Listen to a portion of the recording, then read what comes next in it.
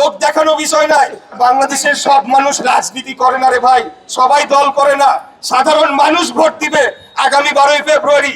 সাধারণ মানুষের জন্য আমাদের প্রতিদ্বন্দ্বী দলের কি পরিকল্পনা রয়েছে সেটা আমরা জানতে চাই। তাদের কোনো পরিকল্পনা নাই, তাদের কোনো ভিশন নাই, কোনো মিশন নাই।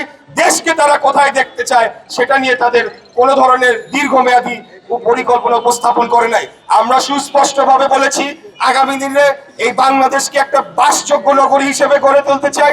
সকল মৌলিক অধিকার জনগণের নিশ্চিত করতে চাই। আমাদের নগরীর যে বহুমুখী সমস্যা হয়েছে সেগুলোকে নিরসন করতে চাই। দূষণ মুক্ত একটি আগামী দিনে বাসযোগ্য নগরী, যেখানে আমাদের পরবর্তী প্রজন্মরা সুস্বাস্থ্যকর একটা পরিবেশে বেড়ে উঠবে, সেরকম একটা নগরী আমরা গড়ে তুলতে চাই।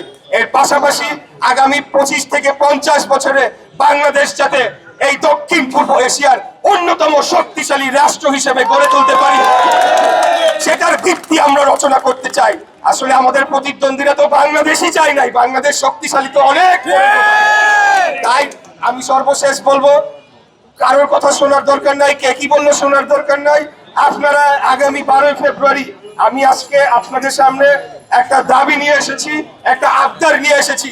বিগত দিনে জনগণের অধিকার রক্ষার লড়াই সংগ্রাম আন্দোলনে আমি ছিলাম, আমি আগামীতেও জনগণের যে কোনো দাবি আদায়ের আন্দোলনে আমি অবশ্যই থাকব। আপনারা আমাকে একটা সুযোগ দেন। আমি ইতিপূর্বে কোনো রাষ্ট্র পরিচালনার কোনো গুরু দায়িত্ব পালন করি নাই, তাই আমাকে একটা সুযোগ দিলে আমি আপনাদের বলতে চাই, ইনশাল্লাহ আপনাদেরকে হতাশ করব না, আপনাদেরকে নিরাশ করব না। এই দেশকে ভালোবাসি, আমার জীবনের চাইতেও বেশি ভালোবাসি। জনগণকে ভালোবাসি, আমার পরিবারের চাইতেও আমি বাংলাদেশের জনগণকে বেশি ভালোবাসি। তাই আপনারা একটা সুযোগ করে দিবেন, ইনশাল্লাহ আমরা সকলে মিলে আগামী দিনে কোনো হানাহানি থাকবে না, মারামারি থাকবে না। আমরা একটা গণতান্ত্রিক বাংলাদেশ গড়ে তুলতে চাই, যার মাধ্যমে জনগণের কাছে জনগণের ক্ষমতা ফিরিয়ে দিতে চাই।